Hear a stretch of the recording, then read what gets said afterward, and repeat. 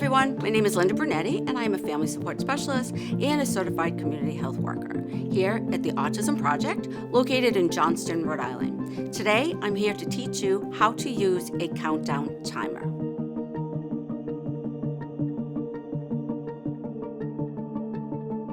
Hi, my name is Susan Jewell and I am the manager of family support. Welcome to the Autism Project. The Autism Project was born out of the public school systems about 26 years ago when educators and speech pathologists and OT were looking for a curriculum to teach students with ASD. Fast forward 26 years now, who are we? We are an eclectic group of educators, clinicians, parents, and individuals with ASD. We provide support and services to families. That is what I'm passionate about, family education and parent support. We also have social groups for individuals starting at age 5 all the way up through adult groups. We have a summer camp, Camp Wanna Go Again, that is also starting at age 5, and we also have a week that is just our adults.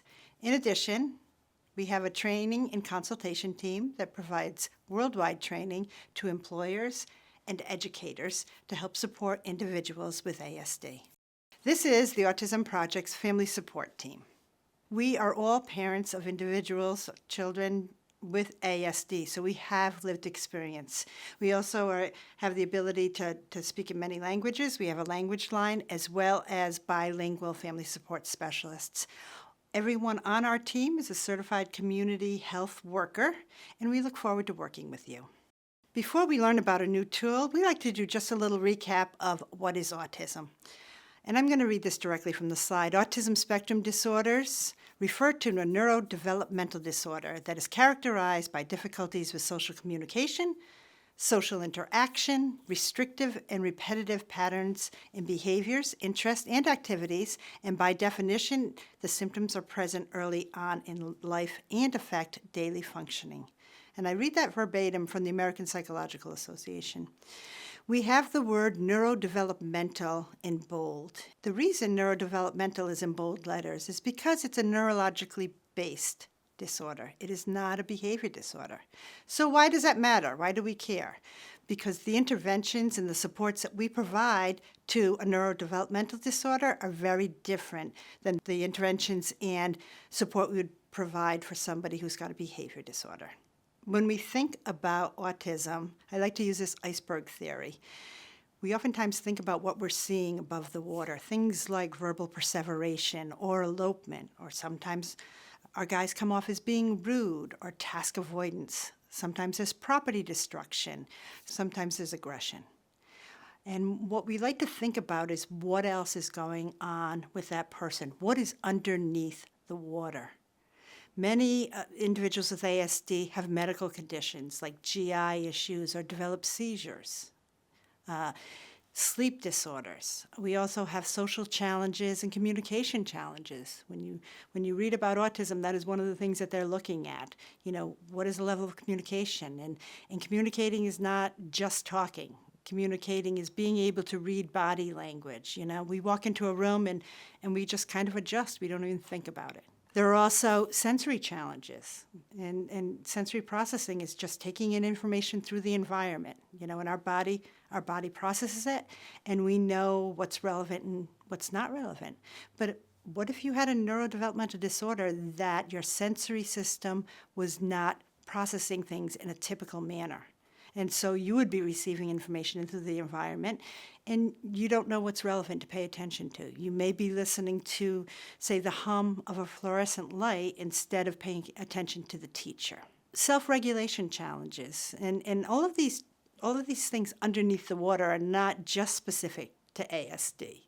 You know, everyone or anyone could have challenges in any of these things, but it tends to be more prevalent with individuals with ASD, that self-regulation piece, that going from 0 to 60 super quick and not being able to regulate emotion, and cognitive challenges. And so we keep in mind looking at the entire person and understanding that this is neurologically based.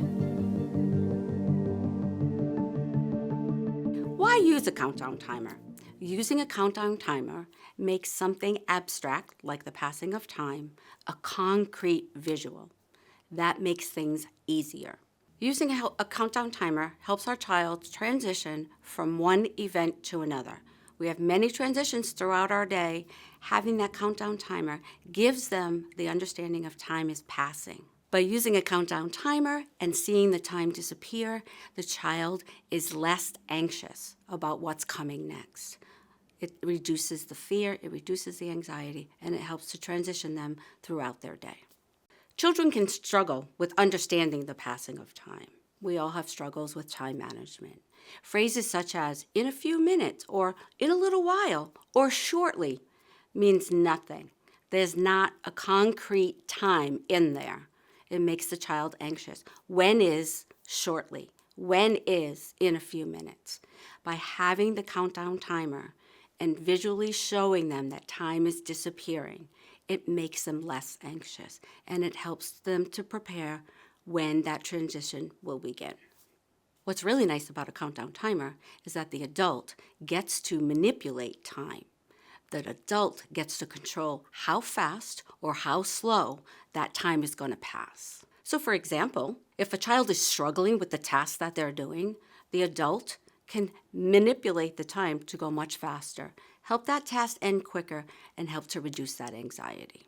The countdown timer is a useful tool in transitioning a child from either a preferred activity or a non-preferred activity. It shows the child that there is an end to this. With any visual tool, it's important to remember to maintain a positive attitude. Make sure that it's a positive learning environment while you're trying to teach this new skill. The goal for a countdown timer is for the child to view the tool as a source of information, not as a tool for compliance. So this is a countdown timer. As you can see, it starts with the number 5, and at the end it says all done. This is how an adult manipulates the time to be as fast or as short as they want this 5 minutes to be. Starting off with 5 minutes is an easier task than trying to start off with 10 minutes. So 5 minutes. In 5 minutes, Lego time will be all done. After the minute goes by or the parent feels it's time, okay, 4 more minutes and Legos will be all done. Always making sure the child looks so they can see that time is disappearing. After 4 minutes, we say, okay, 3 more minutes and Legos will be all done. Again, we manipulate time, move it as fast or as slow. Okay, 2 more minutes and Legos will be all done. We remove the 2. Okay, see, 1 more minute and Legos will be all done. We remove that 1 and we show them, okay, Legos is all done. Using a countdown timer shows the child when one event is over and they're transitioning to the next. When using the countdown timer, we want to make sure that we are showing the child as we're removing each clock that time is disappearing. 5 more minutes and it's all done. 4 more minutes and it's all done. 3 more minutes. Make sure the child pays attention. Make sure the child looks and sees that time is going by. Once we get to the all done, make sure that you say to the child, this task is all done. Legos are all done. Snack time is all done. Make sure you show them all done. So there are some things that we need to consider when we're using the countdown timer. We have to consider that many children need extra time to process the information that we are giving them in a visual mode or in a verbal mode. We have to allow that extra time to process. When you get to that all done, you've got to give them the moment, sometimes 30 seconds, sometimes a full minute for them to process, okay, this task is done, and now I'm moving on to the next one. Another thing to consider is that many children who are autistic also have anxiety. Predictability and repetition helps to reduce anxiety. Using visual supports provides information in a concrete way, and it helps make their world more predictable. Visuals need to change along with your child. At the Autism Project, we are never one and done. We are here for you. If we can support you on your journey, please feel free to reach out. You can make an appointment or speak with one of our family support specialists. Welcome to the TAB family.